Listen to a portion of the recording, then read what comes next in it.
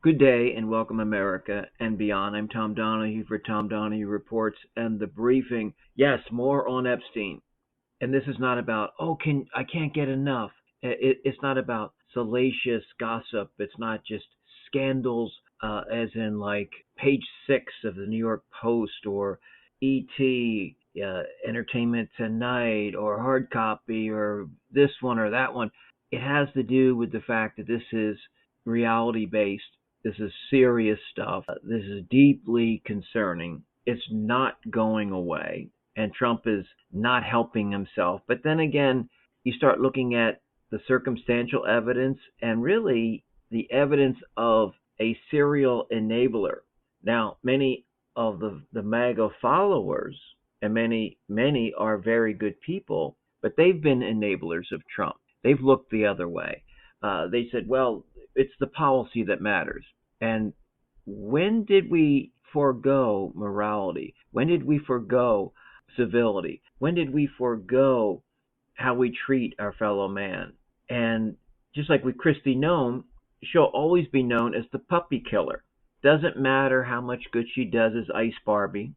You abuse children, pets, as in animals, and that even means farm raised. I know that eventually many of them, depending on what their function is, will be served up to us, but they should be able to roam somewhat freely. They should be able to experience some quality of life.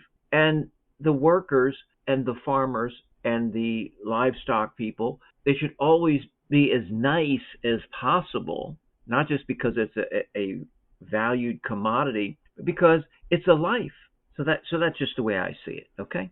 So let me just go through some of the headlines, and I do post these headlines at talkstreamlive.com and also genre channels such as TalkRight, Alt Media, and we have two others that are less connected to my podcast and program, and that is Paranormal Radio and Talk Left.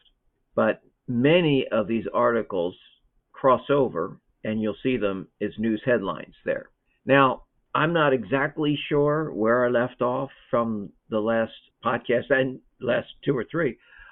So I'm just going to, if there's a repetition of any of the headlines, it's because they're dovetailing and they're snowballing. So bear with me. Trump becomes increasingly frustrated how the Epstein story has overshadowed his agenda. Trump's distraction methods fall flat versus the Epstein uproar. Trump fumes at Epstein scandal dominates the headlines. The Epstein files timeline raises real questions for Trump. Here's an interesting one, and I may have mentioned this before, but what to know about the Epstein files? Perfect recipe for conspiracy theories.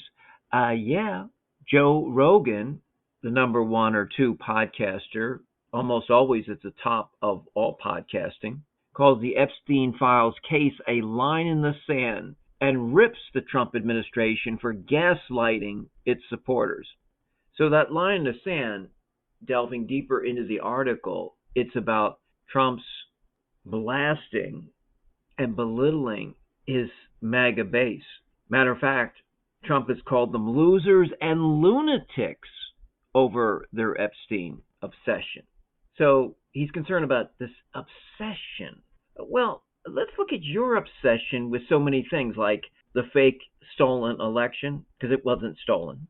And I've gone over that in tremendous detail. So he continues to bring up things from, and now we're talking about Operation Big Time Diversion of going after Obama and Clinton and the cast of characters that surrounded the Obama and Biden administrations.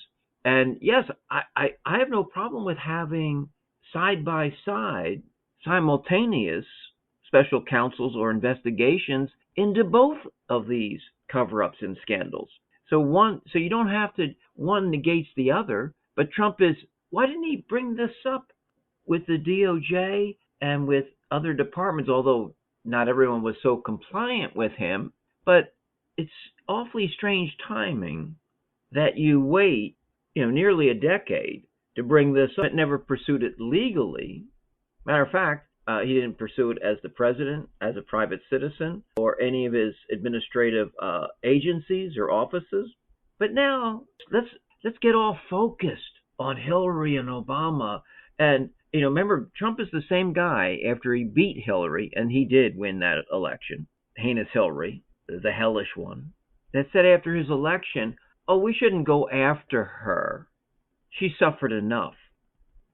Trump is very inconsistent in his feelings or what he expresses as it relates to adversaries or nemesis, or they become allies and then they become enemies. It's convoluted.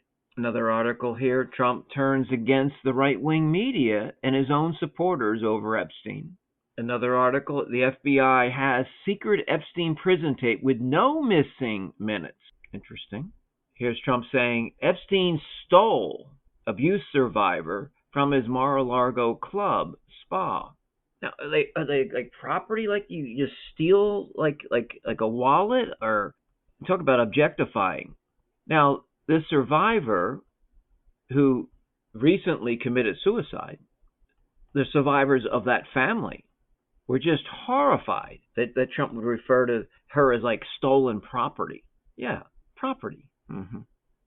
Epstein thrown out of Mar-a-Lago for hiring away the help. Trump lashes out at reporter grilling him over shifting Epstein breakup stories on Air Force One. Now remember, initially he said, "Oh, he was a creep, and I threw him out of Mar-a-Lago." That's not true. Didn't happen. Now, he also, one of his alleged rationales was that they had real estate disputes and they were competing for properties. So we just don't know. I mean, it's probably a combination thereof. But the timeline, the date stamps as it relates to when Epstein's membership was pulled from Mar-a-Lago, it certainly wasn't prior to him being convicted as a sex offender. That was the first case. So that is completely untrue. Thanks for listening to Tom Donahue Reports. That's TomDonahueReports.com.